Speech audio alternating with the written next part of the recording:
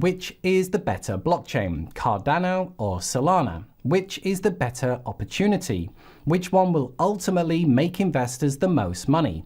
Well, that is the topic of this video. So far this year, Cardano is up over 900% and Solana's gone up over 13,000%. So both has had crazy growth in 2021. At the time of this recording, Cardano and Solana are neck and neck in the top 10 and they keep swapping positions every week or so. Hopefully by the end of this video, you will understand both protocols better and can make a more informed decision when it comes to investing. And as I find it a bit annoying when a presenter finishes saying both are equal, I will reveal if I had to choose which one it would be. So in this video, we'll be looking at a snapshot overview for each, including the key metrics, then something really important, the use cases, what is going on with the protocols right now. I'll cover the main pros and cons, and then we'll finish with a summary and my thoughts on each. As always, if you do enjoy anything in the video, then drop a like, always appreciated. Okay, so two of crypto's powerhouses are going up head to head. Is there a superior chain? Is there a clear winner? Ready? Let's do this.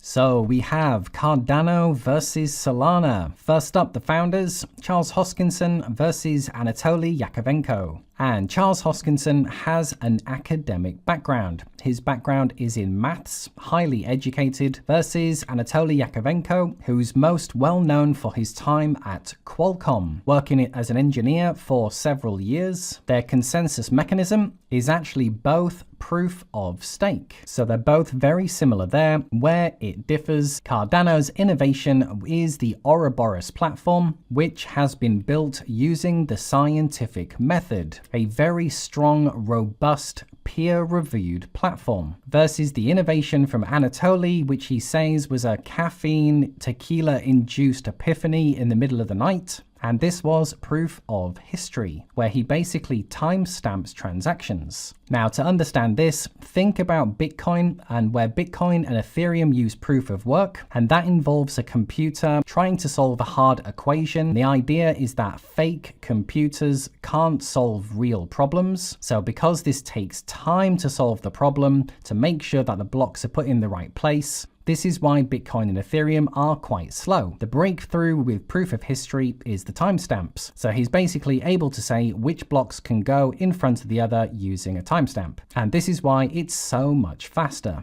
Next, Cardano's launched their smart contract functionality back in August, and this was about 5 years in the making. Solana did their soft launch February last year, and they still classify themselves being in beta. When it comes to supply, they both have a fixed supply. Cardano's a lot higher, 45 billion versus 500 million for Solana. All things being equal, a fixed supply is going to be better than unlimited. And I don't necessarily think that such a large supply is an issue. Now, when it comes to speed, this is how they clock in right now. Cardano is doing around 250 transactions per second, and Solana can do up to 65,000. Now, yes, with the Hydra upgrade, Cardano is going to be able to scale into the millions. But then Solana's big bet is on hardware, and as hardware improves, then they too will be able to scale into a million. But I think it's important to know what can they do as of right now. And then when it comes to the average cost per transaction, it's about 40 cents for Cardano, and it's fractions of 1 cent for Solana. So as of right now, Solana is the faster blockchain with a much lower average transaction cost. So on paper right now, Solana's key metrics to me do look stronger. Solana as of right now has crazy fast and cheap transactions, which is what most people have been asking for. But the big question is, well, what about the next 5 years? I assume that's what many of you want to know. Well, another key thing to look for is what is actually happening with the adoption and growth of the networks. What are the biggest use cases going on right now for both protocols, and what are their biggest projects? Well, I've pulled together a couple of clips from each company so you can hear from the horse's mouth the latest updates and what's going on with each company. So let's start with Cardano, and this was their own summary from their big conference that happened this year. Let's take a look at just a few.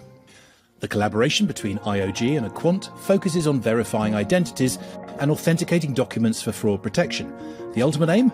To open up finance and power a real FI experience along with the Thaler Prism, input-outputs decentralized identity platform.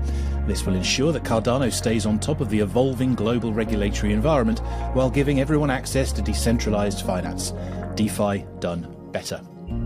One of the most exciting partnerships announced at the summit brings together Dish Network and Boost Mobile. This collaboration aims to use the blockchain to unlock value for Dish Network's 11 million TV subscribers and 9 million wireless users, while bringing decentralized identity into the mainstream. At the end of the summit on the stage at Laramie, Wyoming, Charles Hoskinson brought on a special surprise guest. Along with Coty CEO Shahaf Bar Geffen, they announced that Coty would be the official issuer of JED, a new stablecoin for Cardano. Input Output Global sees a decentralized future with entrepreneurs from Africa leading the way. That's why we were thrilled to announce a $6 million fund to support entrepreneurs based on the continent looking to build on Cardano. Now, decentralized finance relies on the ability to access accurate and dynamic information in a secure way. We announced a new strategic collaboration with Chainlink Labs to add additional support for developers building smart contracts for Cardano DeFi applications. Access to real-world databases will be supplied through Chainlink's decentralized Oracle networks, which enable smart contracts execution around datasets such as cryptocurrency rates, election results, weather, and more.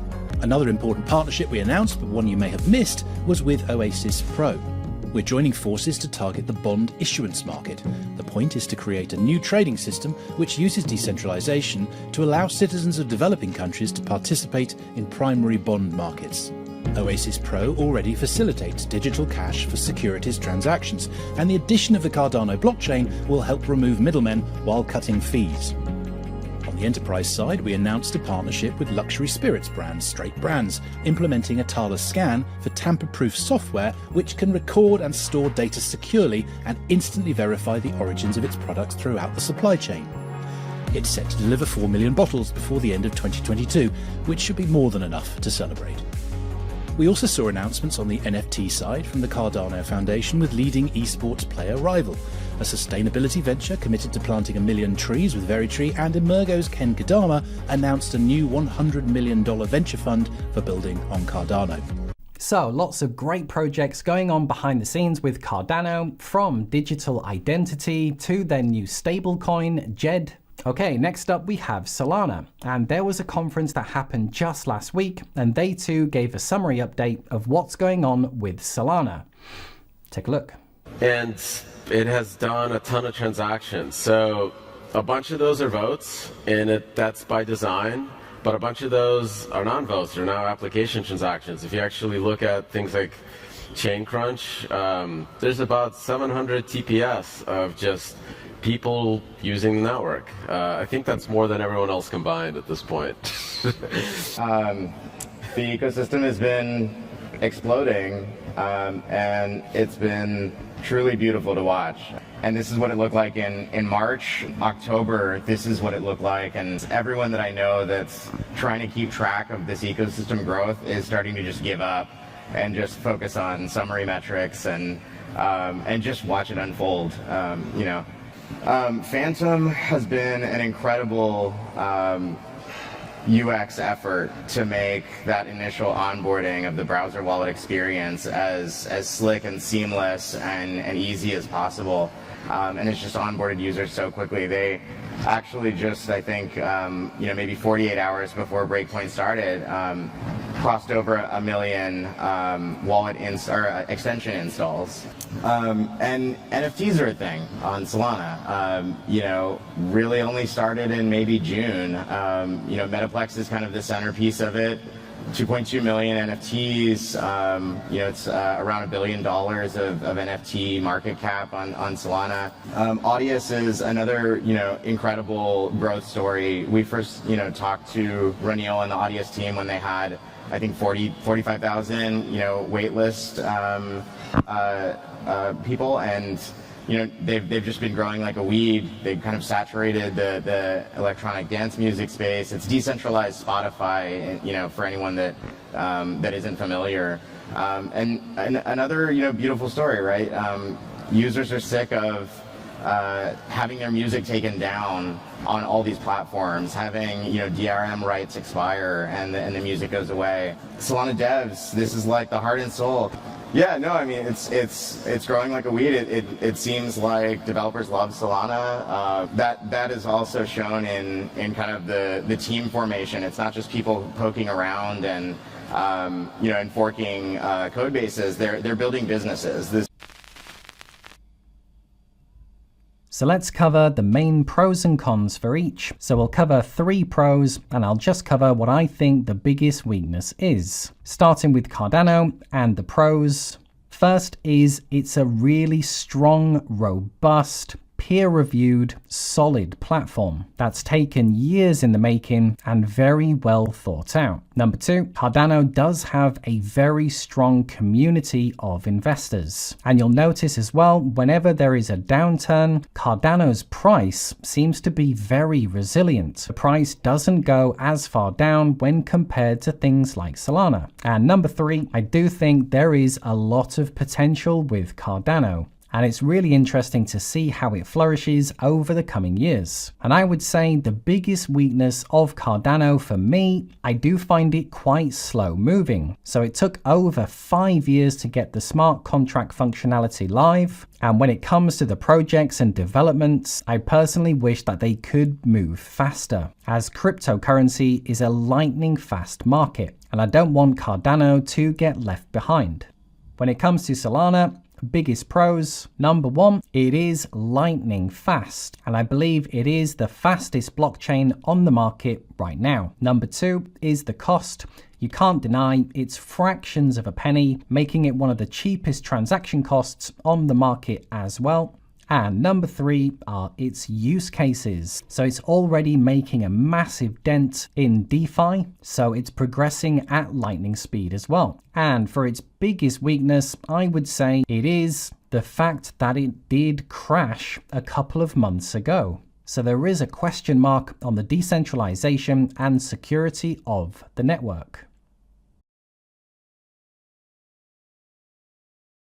Cardano and Solana are 2 of the big powerhouses in the crypto market right now. Both have seen ridiculous growth in 2021 so far, and congratulations to anyone who managed to get in early. First up, the similarities. I do think they both have great platforms and a lot of potential over the coming years. Both have a similar market cap, so they're both very similar in size. So the question is one going to be a better opportunity over the next few years? Well, ultimately, I have to say it's still too early to be certain on either.